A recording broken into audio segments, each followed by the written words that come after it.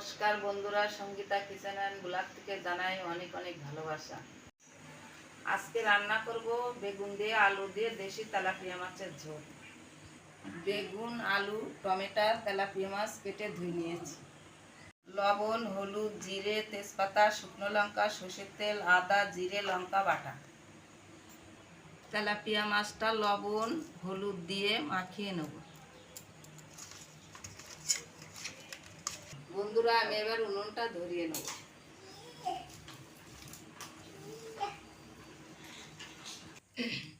কড়াটা গরম হয়ে গেছে, এবার আমি তেলটা দিয়ে দেবো। তেলটা গরম হয়ে গেছে, এবার মাছগুলো ভেজে নেব।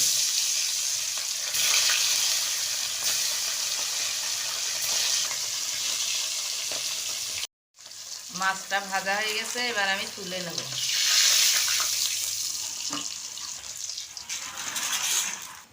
বাদ বাকি মাছটাও ভেজে নেব।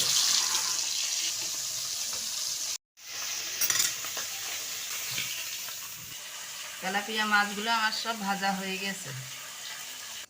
কড়াইতে আমি তেলটা দেব, আলুটা ভেজে নেব।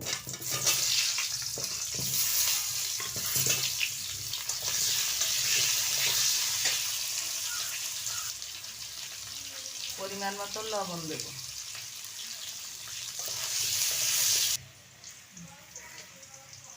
আলুগুলো আমার লাল লাল করে ভাজা হয়ে গেছে, এবার আমি তুলে নেব।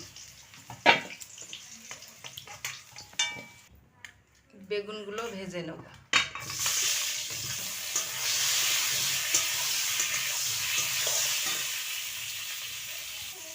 পরিমাণ মতো লবণ দেব।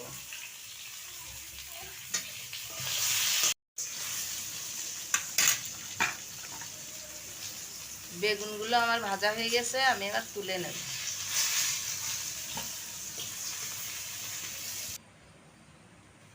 তেজপাতা, শুকনো লঙ্কা, জিরে ফোড়ন দিলাম।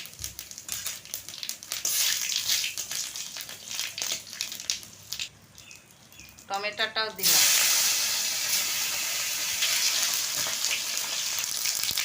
বেটে রাখা আদা, জিরে, লঙ্কাটা তেলে করে দিয়ে দেব।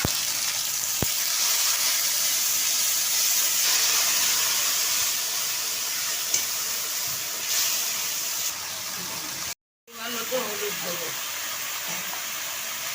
পরিমাণ মতো লবণ দেবো।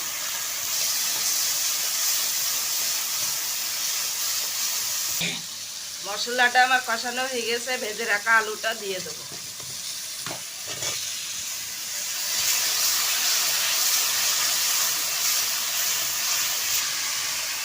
আলুর সাথে মশলাটা আমার কষানো হয়ে গেছে, এবার আমি জলটা দিয়ে দেবো।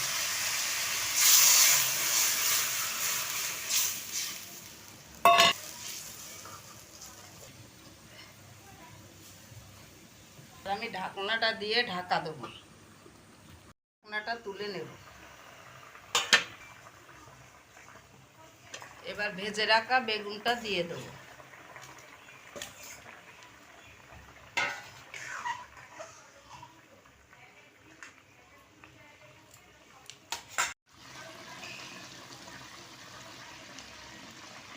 ভেজে রাখা মাছগুলো দিয়ে দেব।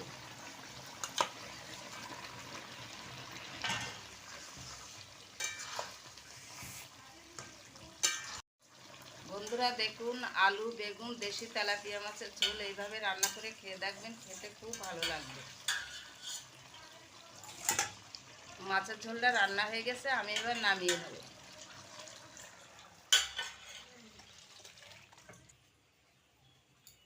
রান্নার রেসিপিটা আপনাদের ভালো লাগলে লাইক, কমেন্ট, শেয়ার করে দেবেন। আমাদের চ্যানেলটা সাবস্ক্রাইব করে পাশে থাকবেন।